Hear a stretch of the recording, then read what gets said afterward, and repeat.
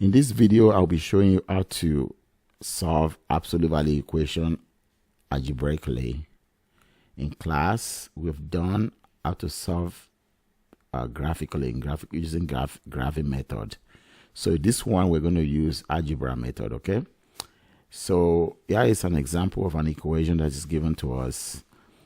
Absolute value of x plus 1 minus 5 equals -3. So the thing to know is basically that there are three big steps, and then the final step is writing the equation in set notation. But we're going to go through this step 1, step 2, and step 3 together. Step 1 says to isolate the absolute value. Isolate means to get it by itself so that there's nothing around it.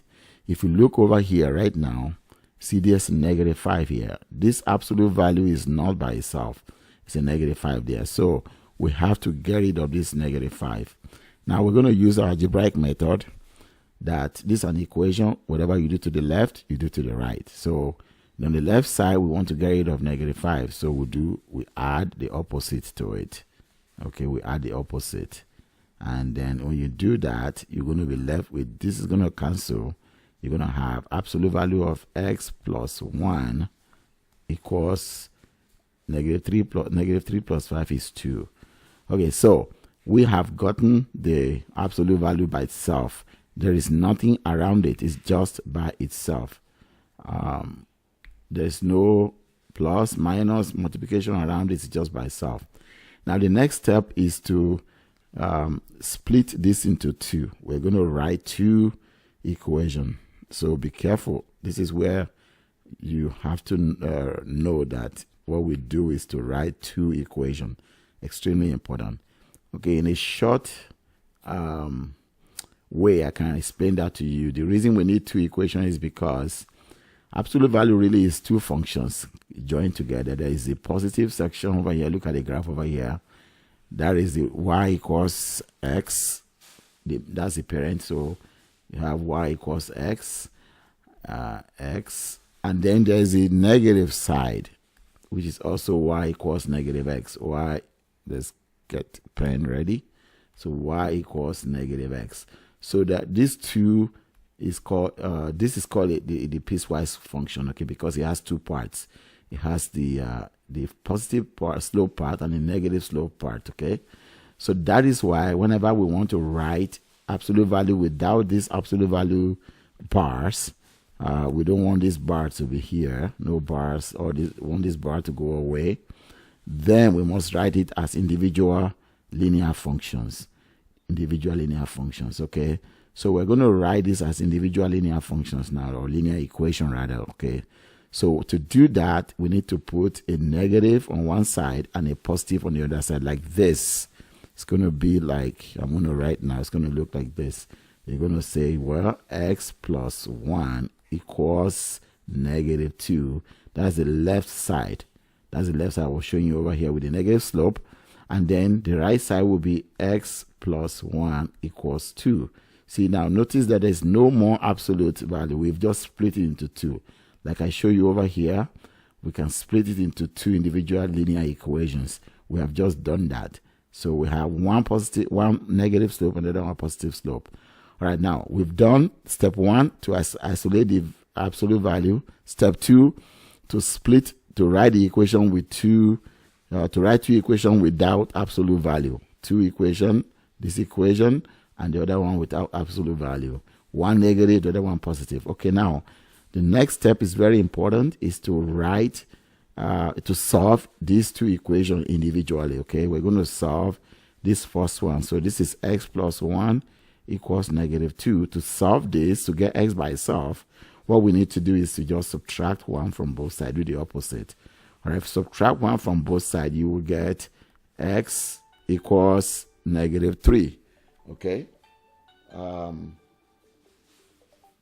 Then the next one is to solve this one, x plus 1 equals 2, and then subtract 1 from both sides.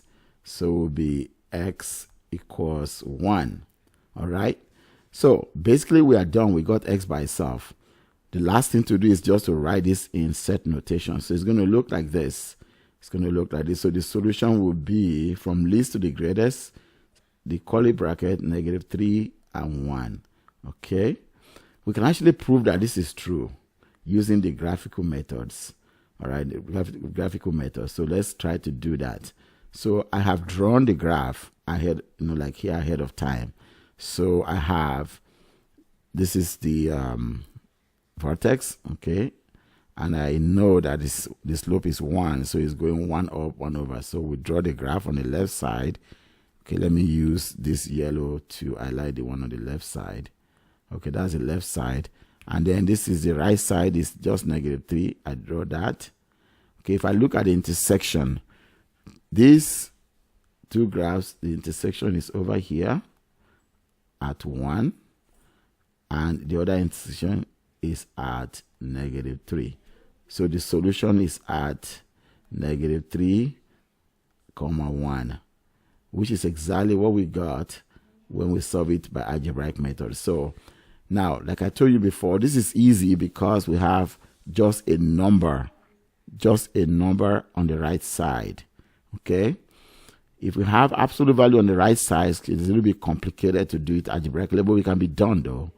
So, but we're going to focus on solving this type with a number on the right side. Okay, here is another problem. Okay, here is another problem. Problem number 2 here. So, we're going to do the first step. The first step is to isolate the absolute value. This looks a little bit complicated. So, let me highlight the things we're going to get rid of. We're going to get rid of this 10. We don't need that 10 there. All right. We're also going to get rid of this -8. That use another thing. We're going to get rid of this -8. Okay. All right. This 10 is adding. It doesn't show add, but it's actually adding to this. It's adding to the absolute value. Okay. So to get rid of the 10, we have to do -10 on both sides. So let's do -10 on both sides. Like I'm going to show you now. So let's get rid of let's do -10 on both sides. So it will be -10,